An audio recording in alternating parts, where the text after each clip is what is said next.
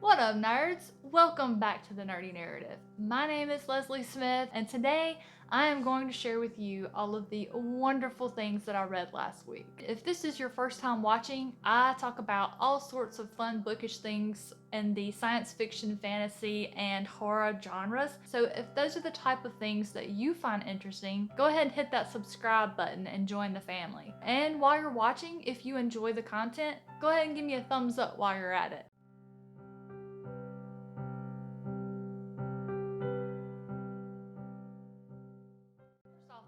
I hope y'all had a fantastically wonderful, fun, safe 4th of July weekend.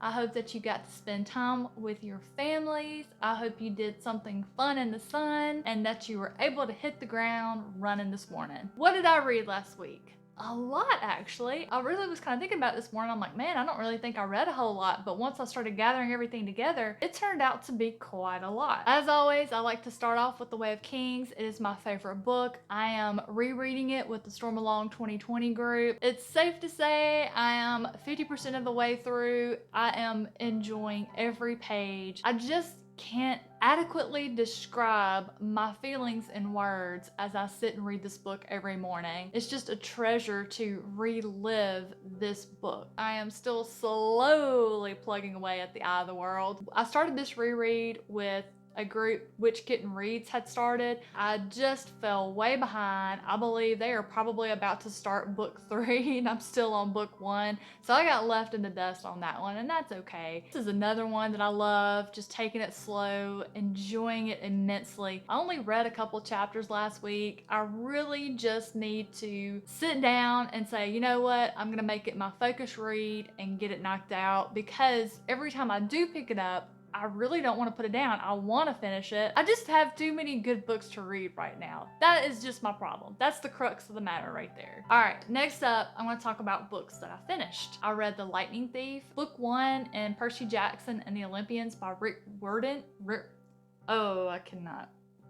I cannot. The R's and the D's are too close to one another for me to say that properly. I really didn't expect to like it. I read it years ago when the movie came out because I did see the movie first, and I thought because I never got the rest of the series that I must not have liked it, but I really enjoyed this reread. I've mostly forgotten what it was about. I could vaguely remember some of the premise, and I will most definitely continue the series. So I finished Summer Night by Jim Butcher. I have a feeling I'm gonna be saying this like every time I read one of these, because I know I said it when I read Grave Peril, but this is my favorite book of the first 4. There was so much action. There was so much more character development. This book was amazing. Holy smokes. This one, Jim really comes into his own with this series. If you've read all the Dresden books, I do have a Dresden prediction bingo square that I made for Peace Talks that I'll put up in the corner for you. A lot of the predictions that I made for Peace Talks showed up for the first time in this book. Like things where I was like, well, Harry's gonna do this or he's gonna do this, because it's stuff that he's done repeatedly. It's like all of those beloved things happened for the first time in this book, and it just gave me so many nostalgic feels. I just adored it. The next book I finished, I did it on my Oasis. That is Lullaby by Daniel Barnett. Lullaby is book 2 in the Nightmareland Chronicles, the sequel to Nightfall. I know y'all been hearing me gush about Nightfall, but if you're new and you haven't, I'll link it up here. Daniel Barnett is a favorite author I've discovered this year. His writing style is just unbelievable. I just really can't say enough good things about it. The Nightmareland Chronicles is a post-apocalyptic story, and it is fascinating. There is some really creepy stuff going on in this one. After I read the first one, I was like very excited, couldn't wait for the second one. But now that I read the second one, it was so good that I am literally in physical pain waiting for book 3. Let's talk about what I started, but I haven't finished yet, so currently reading. First up is Wayward by Blake Crouch, which is book 2 in the Wayward Pines trilogy.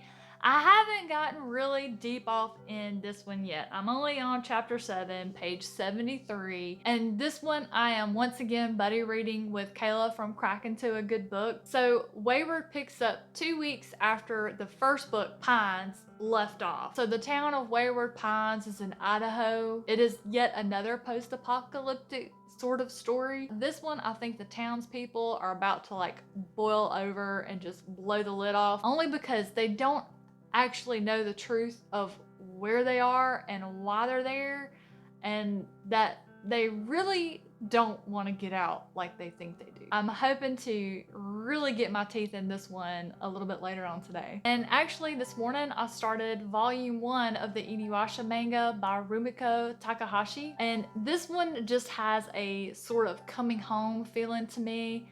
I have watched the anime series so many times. I actually own it on DVD and Blu-ray. When I'm reading it, I actually hear the voice actors' voices in my head, which is fantastic. It's just such a beloved series to me that reading it just gives me that warm feeling. Like I'm just constantly just smiling and just sighing in pure enjoyment of this material. This is the first time I've ever read the manga. So far, it seems to be actually the show and the manga are like word for word. So no differences yet. We'll see what happens as I continue through the series. Getting to read the manga for the first time is just one of the fun things about it. The second fun thing is I'm doing it with Una, who makes up one half of the dynamic duo on the channel, the Codex Cantina. For me reading this, my angle is pure enjoyment. I'm looking forward to reading it with Una, hearing his thoughts and see what he says, because he knows a lot about background and the setting and the culture. He's gonna bring a whole lot to the table that I really think is going to make it not only an enjoyable experience, but an educational one as well. So if you haven't checked out the Codex Cantina, you need to. Oh, guys, don't forget, if you haven't submitted a question for the Q&A video I'm doing to celebrate our family being 300 plus strong, I will put a link in the description box below. I'll be sharing it on Twitter, but try to get those in the next day or so I can get that filmed and ready for you. I've taken a look at some of the questions I've already received, and they are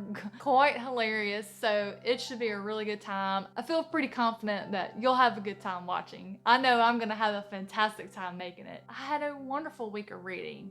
I hope you did too. Comment below, tell me what you read last week. What are you gonna read this week? Guys, thank you so much for coming by. Thank you for watching. Thank you so much for supporting this channel and our family. Have a fantastic rest of your day, and I'll see you soon.